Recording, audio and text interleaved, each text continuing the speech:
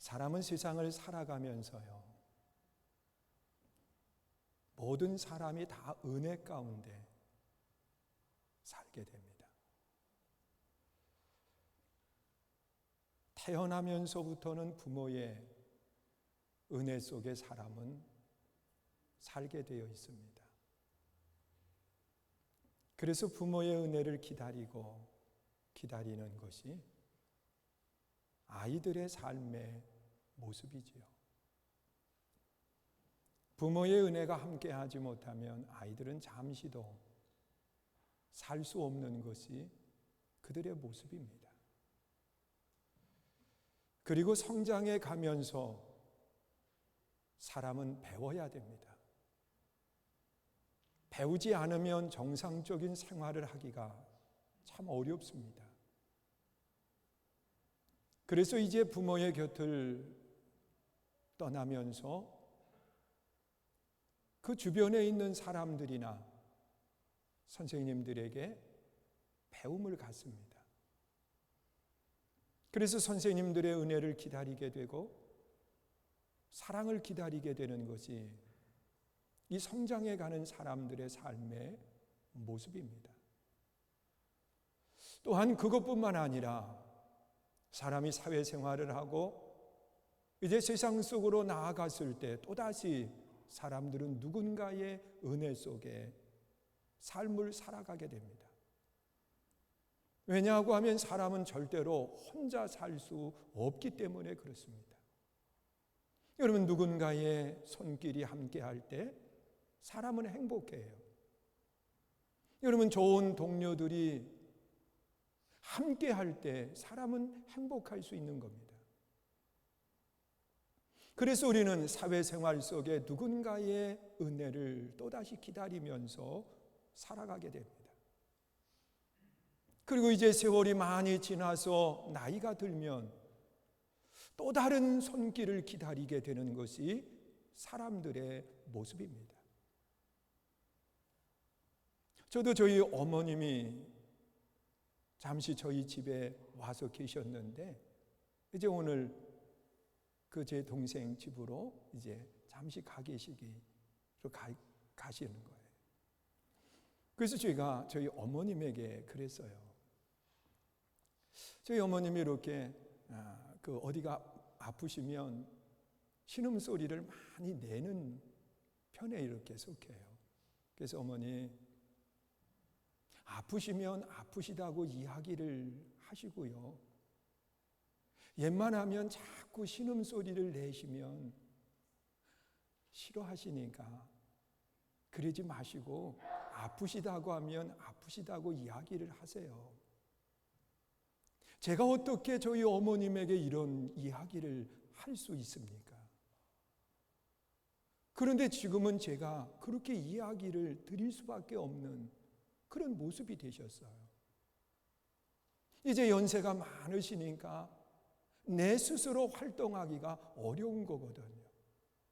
그러면 나이가 많이 드시면 또다시 누군가의 은혜의 손길을 기다리는 것이 사람들의 모습입니다. 그런데 우리가 알아야 될 것은 이 세상 속의 삶을 살아가면서 누군가의 은혜, 또한 누군가의 은혜의 손길을 끊임없이 기다리면서 살지만 이런 삶이 영원하지는 않다는 겁니다. 여러분, 모든 사람들은 정해진 시간 속에 삶을 살아가게 되어 있어요. 그러면 이 세상의 삶이 마치고 났을 때 우리는 모든 것이 끝나느냐? 아니라는 거예요. 여러분, 하나님은 분명하게 하시는 말씀이 하나님의 영원한 나라가 있다고 말씀을 하고 있습니다. 여러분, 요한복음 14장 1절 이하에 보면 예수님께서 하신 말씀 가운데 하나가 너희는 마음에 근심하지 말아라. 하나님을 믿으니 또 나를 믿으라고 말씀하시면서 내가 먼저 가서 너희를 위해서 거처를 예비한다. 그리고 그 거처를 예비하면 다시 와서 너희를 나 있는 곳으로 인도하신다고 말씀을 해요. 그런데 예수님이 그 준비하신 곳, 또 우리 주님이 함께 하시는 곳을 어디로 이야기하느냐? 천국이라고 말씀을 하고 있습니다. 그런데 이 하나님의 나라에 갈 수 있는 것, 이것은 또 다른 은혜를 받아야 된다는 겁니다. 그런데 그 은혜는 사람이 베풀 수 있는 은혜가 아닙니다. 여러분, 사람이 베풀 수 있는 은혜라고 하면 이 누가복음 16장 기록되어 있는 말씀에 보면 부자가 지옥의 고통 속에 있을 때 그가 무엇 때문에 사정을 하고 무엇 때문에 고통 가운데 부르짖습니까? 여러분, 그 형제들이 이곳에 오지 않도록 저 나사로를 보내서 알려달라고 그렇게 이야기를 왜 하겠느냐는 거예요. 내가 도울 수 있으면, 내가 은혜를 베풀 수 있으면 내가 베풀으면 되는데 말입니다. 그러나 하나님의 나라 영원한 곳은 사람의 은혜로 가는 것이 아니라 하나님의 은혜로 가게 됩니다. 그래서 오늘 본문 11절에 보니까 모든 사람에게 구원을 주시는 하나님의 은혜가 나타나 그랬습니다. 여러분, 모든 사람에게 구원을 주시는 하나님의 은혜라고 그렇게 말씀을 하고 있어요. 그래서 우리는 하나님의 영원한 천국의 기쁨을 누리기 위해서 누구의 은혜를 받아야 되느냐? 하나님의 은혜를 받고, 그리고 그 하나님의 은혜를 기다리면서 우리는 생활하는 겁니다. 그런데 이 하나님의 은혜를 기다리면서 우리 기다림이 불행한 것이 아니라 우리의 기다림은 행복하다는 거예요. 왜 기다림이 행복하느냐고 하면 기다리라고 하신 분이 어떤 분인가에 따라서 기다리면서 행복할 수 있고 기다리면서 불행해질 수 있다는 거예요. 그런데 이 기다리라 다시 오마 말씀하신 하나님이 어떤 분이신가? 성경에 나타나 있는 말씀을 보면 그 하나님은 우주 만물을 창조하신 창조의 하나님이십니다. 여러분, 창세기 1장 1절에 보면 태초에 하나님이 천지를 창조하셨다고 말씀하고 있어요.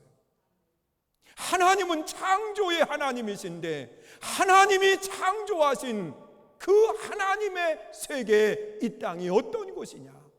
하나님은 바라보시면서 심히 좋으셨다고 그렇게 말씀을 하고 있습니다.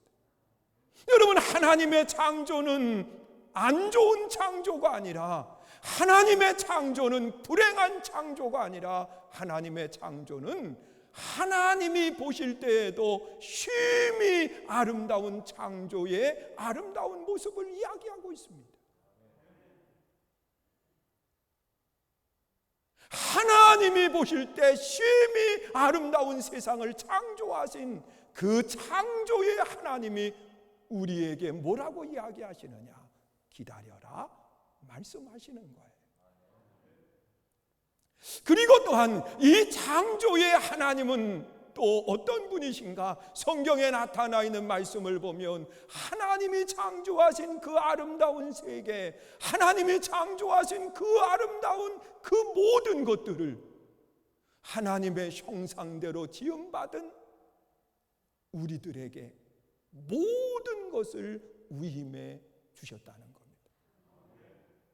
여러분, 에덴 동산의 그 아름다움을 하나님은 아담과 하와에게 다 위임해 주시는 모습을 찾아보게 돼요. 정복하고 다스려라 그러셨습니다. 그것뿐만 아니라 하나님이 창조하신 모든 것들을 누리면서 살라는 거예요. 그래서 하나님은 뭐라고 이야기하느냐? 임의로 먹을 수 있다 그렇게 말씀을 하는 겁니다. 여러분, 생각해 보세요. 하나님이 창조하신 것, 좋은 것들은 하나님이 다 챙기고 안 좋은 것들만 먹을 수 있다고 그렇게 말씀해 주셨다고 하면, 그 하나님을 기다리는 사람의 마음에는 불평, 원망으로 차게 될 거예요.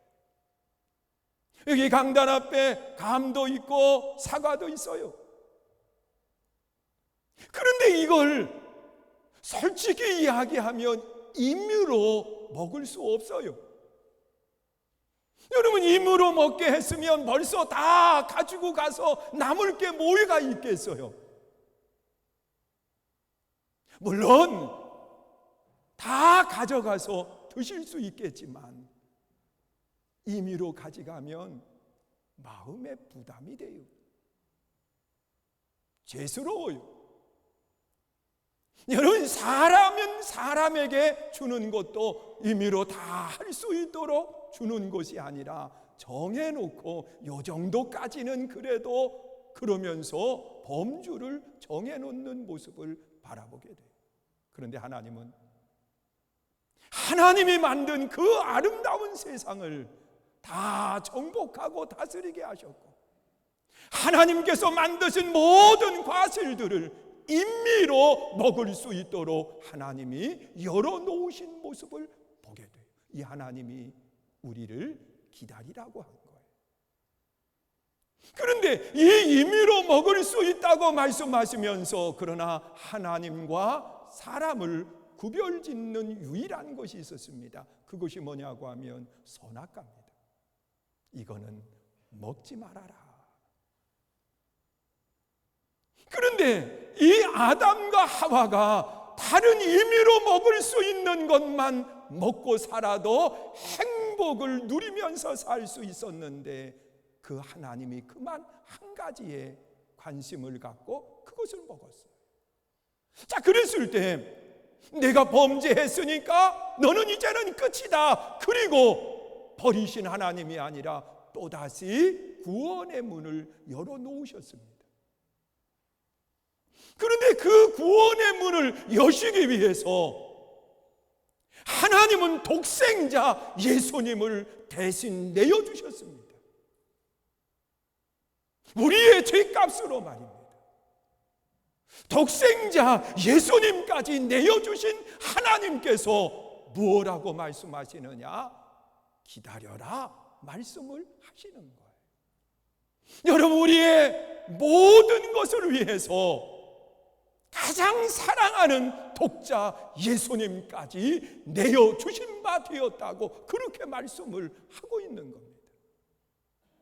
또한 그것뿐만 아니라 그 하나님은 어떤 분이냐? 기다리라고 하신 그 하나님은요,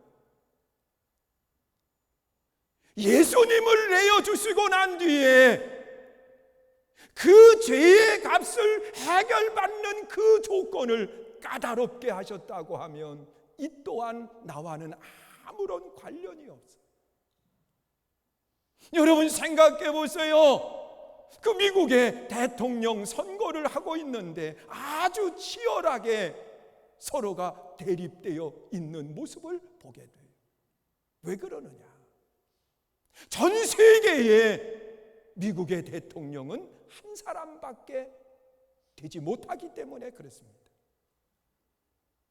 여러분, 많은 사람들, 아니 전체가 다 대통령의 길을 열어놓았다고 하면 다툴 것도 없고, 그리고 불평할 것도 하나도 없는 거예요.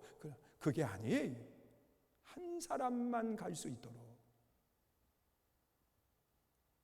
어렵게 해놓은 거예요. 그런데 그 하나님의 나라, 영원한 세계는요, 누구든지 믿기만 하면 간다는 거예요. 여러분, 까다롭게 해놓으신 하나님이 아니라 아주 쉽게 믿기만 하면 그 하나님의 나라에 갈 수 있다고 말씀을 하고 있어요. 여러분, 이렇게 좋으신 하나님께서 우리에게 무엇라고 말씀하시느냐?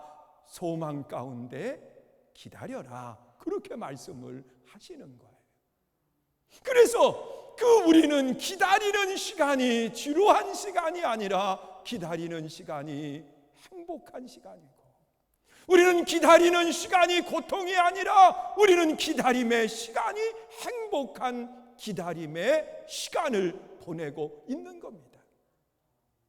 그런데 이 기다리면서 하나님은 우리에게 가만히 있으면서 기다리라고 말하지 않습니다. 행복한 기다림을 갖는 사람이라고 하면 기다림 속에 해야 되는 일이 있습니다. 그것이 뭐냐? 오늘 본문 12절에 보면 크게 세 가지를 이야기합니다. 우리 한번 12절 읽어보세요. 읽습니다. 시작. 우리를 양육하시되 경건하지 않은 것과 이 세상 정욕을 다 버리고 신중함과 의로움과 경건함으로 이 세상에 살고 그랬습니다. 여러분,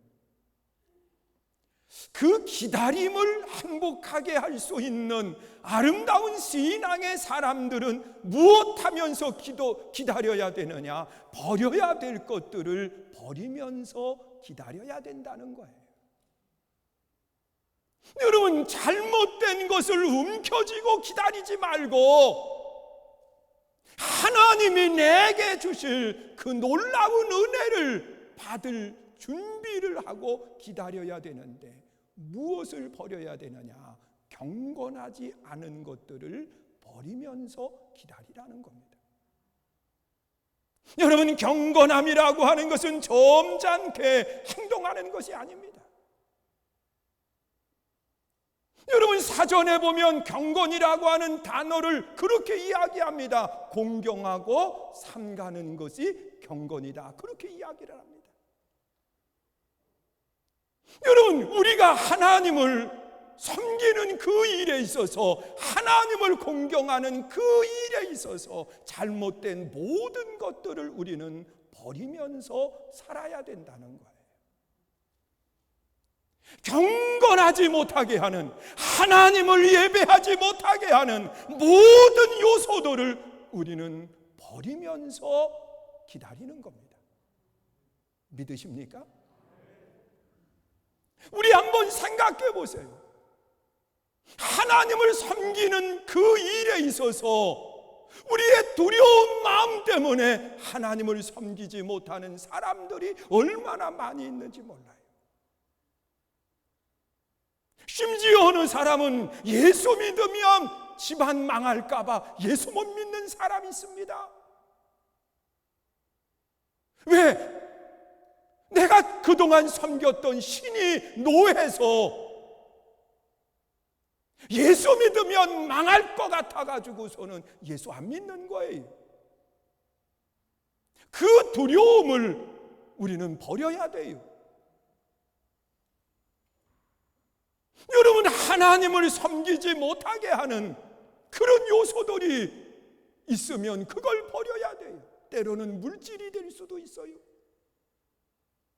여러분, 물질을 따라가다가 하나님을 섬기는 그 일을 방해가 된다고 하면 하나님은 그것까지도 버리라고 그렇게 말씀을 하는 겁니다. 오늘 우리가 신앙생활을 하면서 하나님을 섬기는 그 일에 방해가 되는 것들이 있다고 하면 한 가지 버리는 거예요. 그리고 또한 무엇을 버려야 되느냐? 여기 본문 속에 나타나 있는 말씀을 보면 정욕을 버려라, 그렇게 말씀을 합니다. 여러분, 정욕이라고 하는 것은 욕심을 이야기하기도 하지만 쾌락을 이야기하기도 합니다. 여러분, 우리가 살면서 그 하나님의 나라를 기다리고 하나님을 기다린다고 하면 우리는 마음의 욕심, 욕망을 버릴 수 있어야 돼요. 여러분, 살면서 깨닫는 것 중에 하나가 다 가져야만 내 것이 되는 것은 아니라는 사실입니다. 그래서 우리는 살면서 이 욕망, 욕심을 버려야 되고 또한 세상 쾌락을 버릴 수 있어야 돼요. 여러분, 정욕을 버리지 못하면 우리는 하나님을 행복한 기다림으로 기다릴 수가 없습니다. 그래서 우리는 신앙생활 속에 이걸 버려야 돼요. 여러분, 성경에 나타나 있는 말씀을 보면 사울이라고 하는 왕의 모습을 보세요. 여러분, 그가 세상 욕망을 버리지 못함으로 인해서 결국은 모든 것을 다 잃어버려요. 자녀들과 함께 전쟁에 나갔다가 한순간에 모두가 다 죽음을 맞이하는 결과를 갖게 되는 거예요. 여러분, 아간이라고 하는 사람이 자기의 욕심을 버리지 못함으로 인해서 결국은 온 가족이 돌에 맞아 죽게 되는 결과를 갖게 되는 거예요. 여러분, 우리는 이 기다리면서 무엇을 해야 되느냐? 버려야 될 것들을 버리면서 기다리는 거예요. 경건치 못한 것, 하나님을 섬기지 못하게 하는 모든 요소들, 또한 세상의 정욕, 욕심과 쾌락을 버려야 돼요. 그리고 또한 우리가 취해야 될 것들이 있다고 말하고 있습니다. 여러분, 버린 것을 버리면 이제는 취해야 되는데 무엇을 취해야 되느냐? 12절 하반절에 보니까 신중함과 의로움과 경건함을 취해야 된다고 그렇게 말씀을 하는 겁니다. 여러분, 우리는 신중함을 취해야 됩니다. 여러분, 신중하다고 하는 것은 내가 조심하고 행동하는 것을 신중함이라고 말하지 않습니다. 여러분, 성경에서 말씀하시는 신중함은 그런 거예요. 한 번 더 생각하는 거예요. 그리고 한 번 더 기도하는 거예요. 여러분, 내가 어떤 말을 할 때 신중한 사람은요, 그 말하기 전에 한 번 생각해요. 그리고 신중한 사람은 한 번 기도해요. 그러면 그 삶이 신중함을 취하는 아름다운 모습을 갖게 되는 거예요.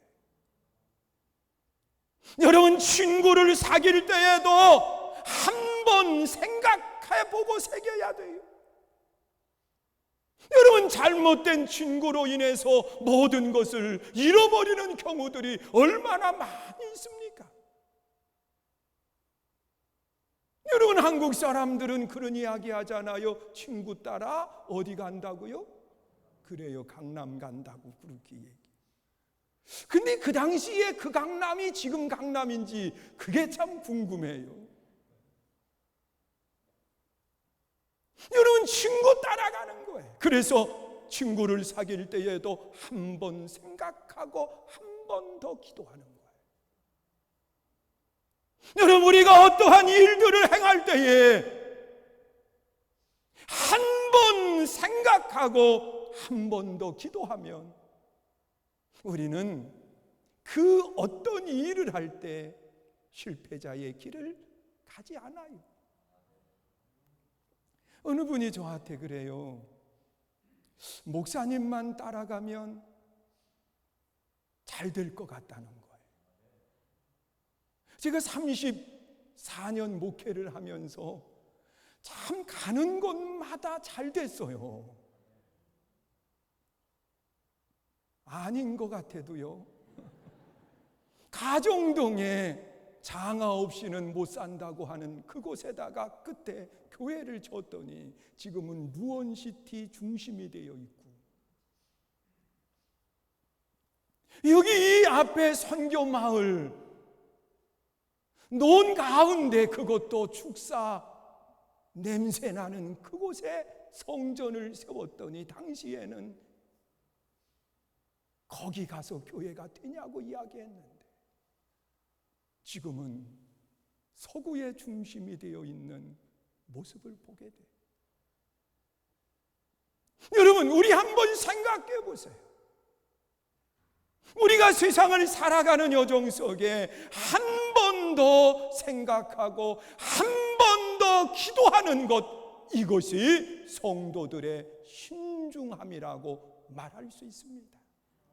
난 우리 성도들이 기다리면서 생활할 때 신중한 성도 되시기를 주의 이름으로 축원합니다. 말할 때에도, 사귈 때에도, 어떠한 일들을 할 때에도 한 번 더 생각하고 한 번 더 기도하는 거예요.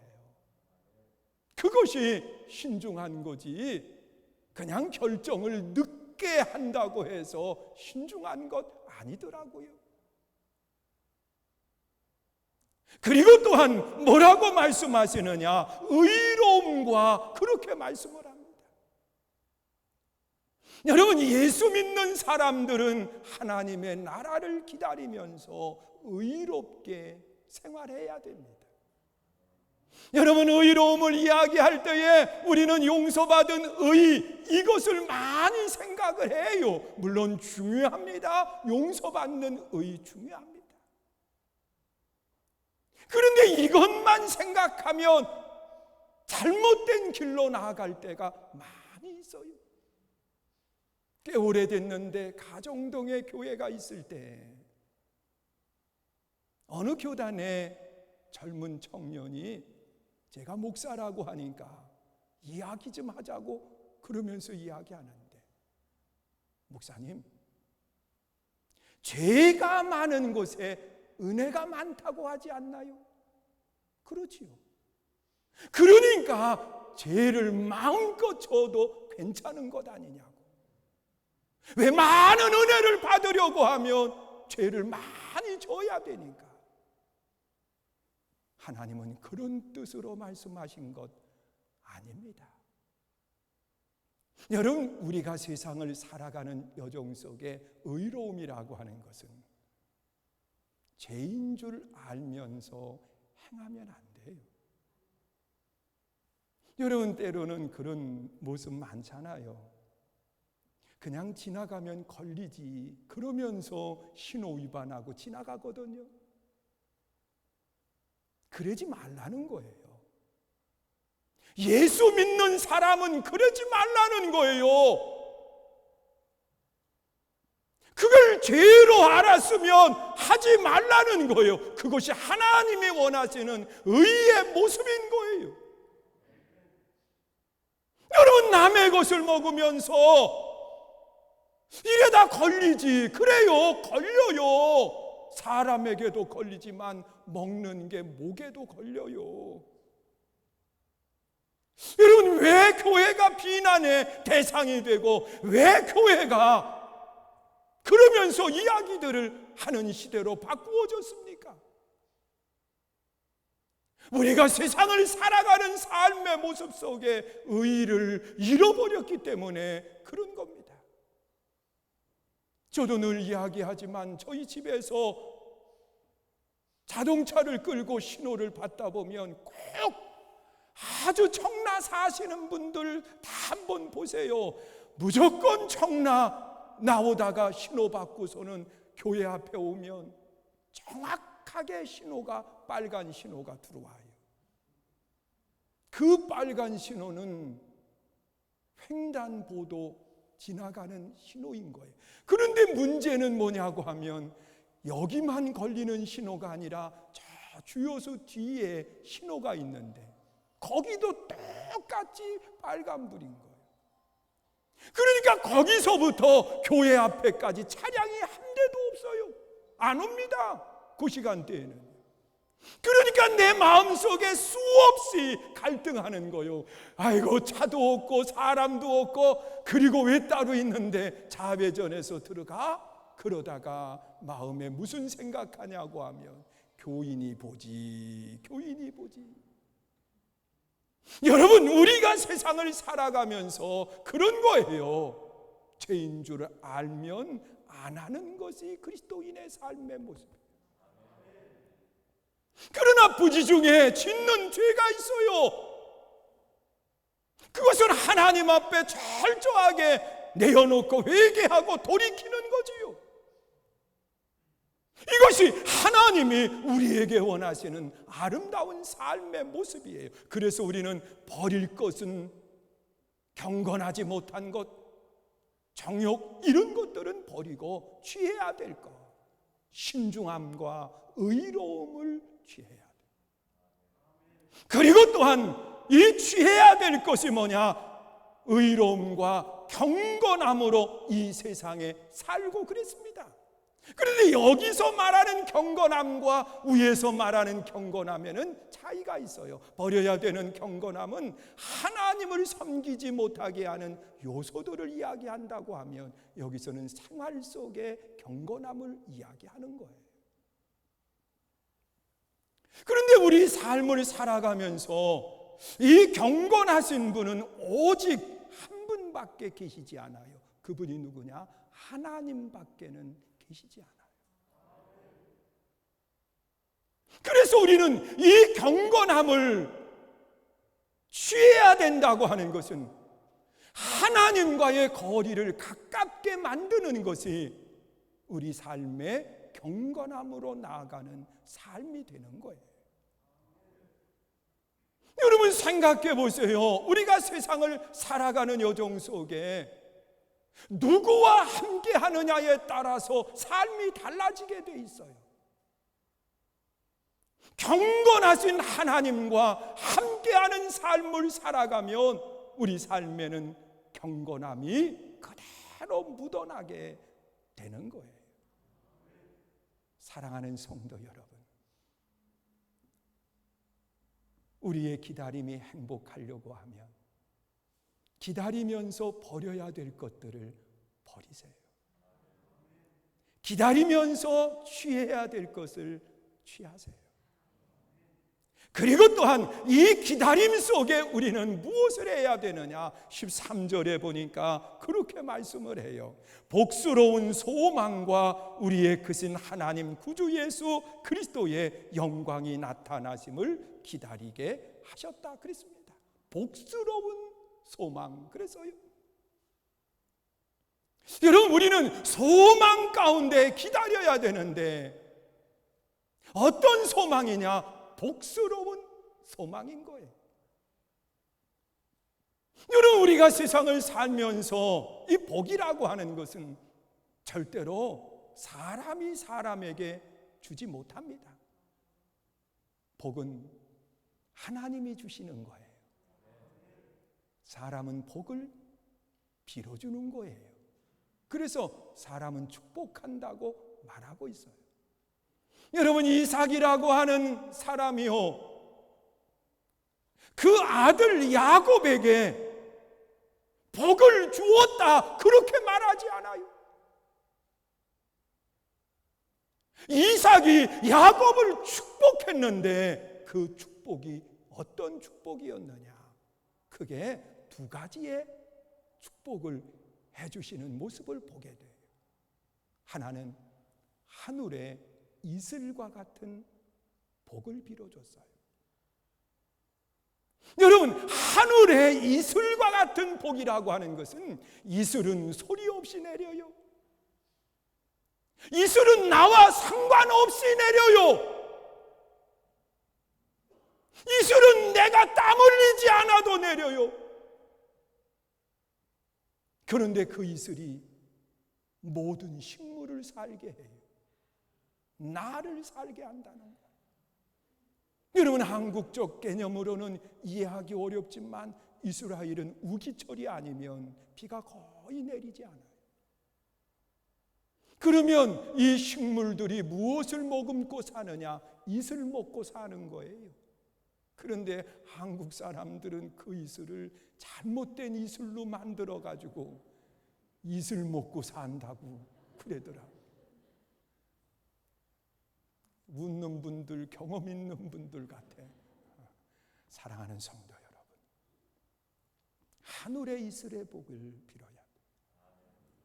하나님이 내려주시는 복이요, 내가 땀 흘리지 않아도 임하는 복이요, 소리 없이 어느 날 보면 온 대지를 덮고 있는 것처럼 촉촉히 젖어 있는 은혜예요. 거기다가 이삭은 야곱에게 땅에 기름진 복을 빌어요. 여러분, 땅에 기름진 복이라고 하는 것은 땀 흘려서 씨앗을 심지 않으면 거둘 게 없는 것을 말하고 있어요. 여러분, 기름진 땅일수록 씨앗을 심고 잘 가꾸지 않으면 잡초가 더 빨리 자라요. 더 무성하게 자라요. 여러분, 길가같이 단단한 곳에는 잡초가 잘 자라지 않지만 기름진 땅에는요, 잡초가 떨어지면 금방 모든 걸 덮어버려요.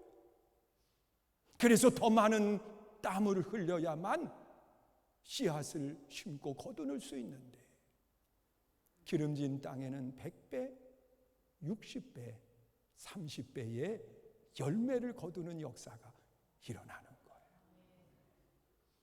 여러분, 복스러운 소망이 우리에게 있어야 돼요. 하나님이 주시는 복에 대한 소망, 소리 없이 임하는 그 소망, 땀 흘려 심었을 때에 하나님 많은 열매로 거두게 하시는 소망, 그리고 또한 우리의 소망은 그리스도가 영광을 받는 소망이 우리에게 있어야 된다고 그렇게 말씀합니다. 여러분, 하나님의 영광을 받을 수 있는 그 아름다운 날이 언제예요? 마지막 심판 때, 그때 하나님이 모든 영광을 받으시는 거예요. 우리가 이 소망을 가지고 우리의 기다림을 기다린다고 하면 그 기다림은 불행하지 않아요. 그 기다림은 행복해요. 여러분, 기다리라 하신 분은 우주 만물을 창조하신 하나님, 그 창조한 세계가 아름답게 창조한 하나님, 그 아름다운 세상을 우리들에게 다 무료로 사용하게 하시는 하나님, 임의로 먹을 수 있도록 열어주신 하나님, 그 하나님이 기다리라는 거예요. 기다리는 우리는 버려야 될 것을 버려야 돼요. 경건하지 못한 모든 것들을 버리는데 하나님을 섬기지 못하게 하는 요소들을 버리는 거예요. 세상 정욕을 버리는 거예요. 그리고 취해야 될 것이 있어요. 신중함을 취해야 돼요. 예수 믿는 사람은 신중하게 행동해야 돼요. 한 번 더 생각하고 한 번 더 기도하는 거예요. 예수 믿는 사람은 의로워야 돼요. 알면서 죄짓지 마요. 세상 사람들도 이야기해요. 그렇게 예수 믿으려고 하면 차라리 안 믿는 내가 더 낫다고 말해요. 그러면 안 되잖아요. 우리가 취해야 될 것 중에 하나는 경건이에요. 하나님과의 거리를 자꾸 좁히면서 하나님의 모습이 내게 드러날 수 있도록 해야 되는 거예요. 그래야 우리는 경건함의 삶을 사는 거예요. 그리고 소망을 가져야 돼요. 그 소망은 복스러운 소망, 하나님이 주시는 복을 소망하는 소망, 그뿐만 아니라 그리스도가 영광을 받는 소망이 우리의 소망이 될 수 있기를 주님의 이름으로 축원합니다. 이 시간 우리 함께 찬양하고 기도하는